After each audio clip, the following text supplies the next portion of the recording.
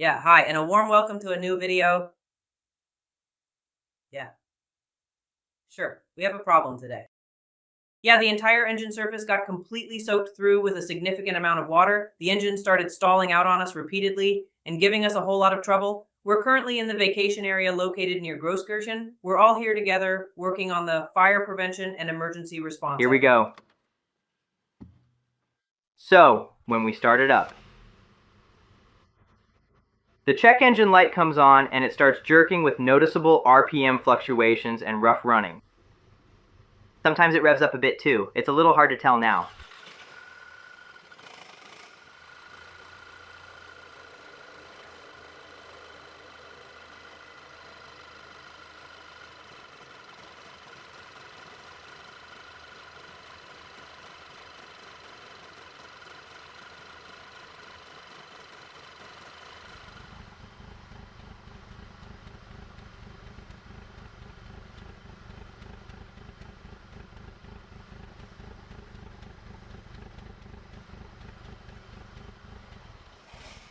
So, to read the data again, we're using VCDS, turning the ignition on, plugging in the OBD scanner, and reading everything out.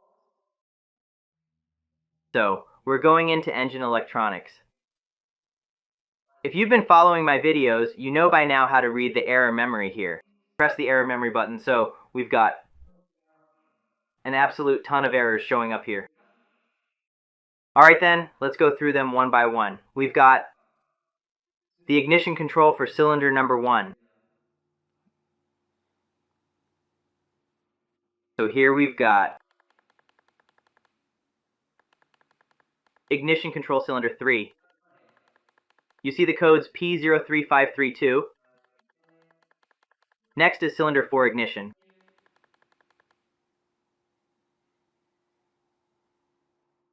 Ignition control cylinder 2. Misfire detected. So as you can clearly observe now, there are very many fault codes. Now it's running slightly faster. So cylinder 1. Cylinder 3. The same issues we've already encountered before. So in any case, as we can clearly see, it's running rough at idle, meaning the idle control regulator also logged a fault because it's surging up and down erratically or the RPM is fluctuating violently. So the fuel metering system we checked as well. Leakage air in the intake system.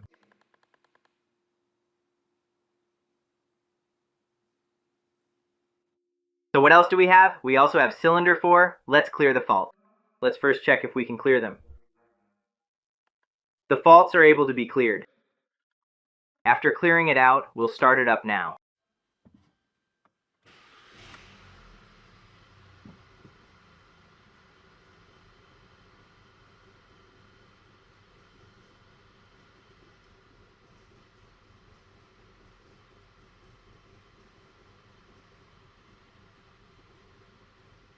Alright, now we'll go ahead and read everything back out after deletion. And see which mistakes are still left. So we're still dealing with engine misfires going on here at the moment.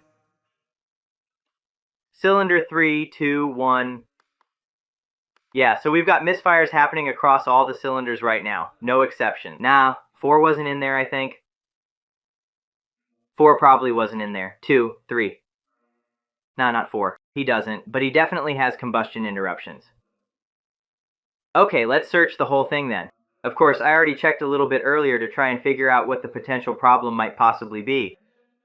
And I noticed a strange rattling noise coming from the engine compartment. That's why I began by carefully inspecting the intake tract first to verify it was properly sealed. Here's exactly what I'm going to do. Keep watching closely and you should clearly hear that same rattling noise. Okay, I'm starting the engine now.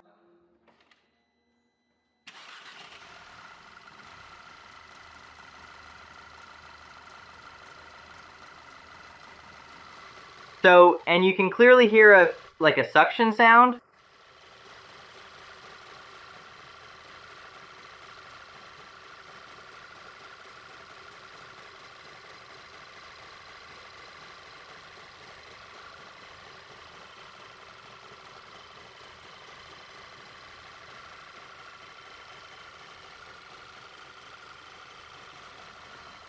So, and the way I'm figuring this whole thing out is by using starter elements. You still can't really tell exactly where that noise is coming from right now, or where it's actually pulling air from. For example, if we're dealing with vacuum hoses, then the starter element won't do much good. It only comes into play during the intake stroke when it sucks in the starter fluid and increases pressure in the swirl cell. The engine must not be warm because this entire mixture is highly flammable. So, if we begin from this exact spot right here, for example,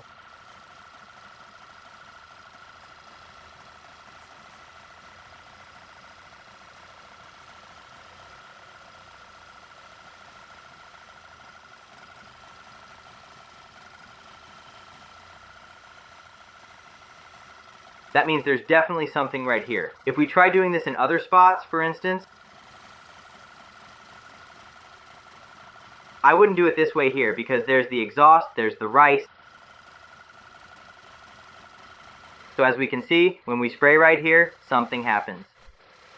That means our leak is located right in this spot. The leak is located somewhere in this area. I'm fairly certain this membrane has been damaged. Because this right here is the oil separator, it's what filters out the oil, and inside there's a membrane that's constantly soaked in oil. Over time, that makes it get all soft and eventually fail. We're definitely going to pull the whole assembly apart to check, but honestly, it might not even be the main problem. Those error codes you're getting could also point to some legit combustion issues happening too. That an ignition coil is bad, or a spark plug is faulty, or that it's pulling unmetered air from somewhere else in the system. But in this specific case, it was drawing unmetered air right here, which is exactly why I captured it in my video. Now that's the case here. Of course, there could still be something else, like a wire break somewhere. That's precisely what's going on in my situation at the moment. So we're going to proceed by taking out the oil shutoff valve now. Let's open this whole thing up here. Or actually, I can just open it like this without taking it out. Or rather, let's take this whole thing out here and have a look at it. Okay, let's take the lid off here. It's actually that simple.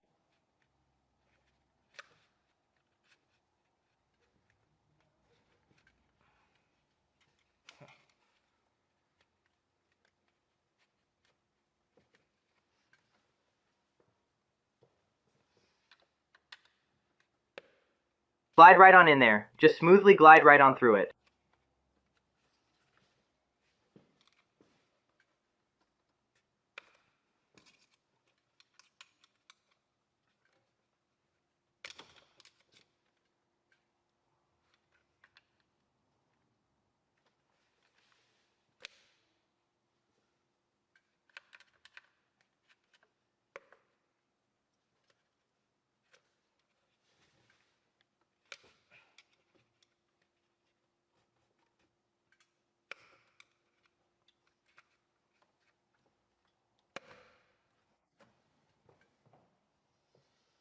Go ahead and pull the whole thing out now. There should be a spring in there. You'll need to be careful with it.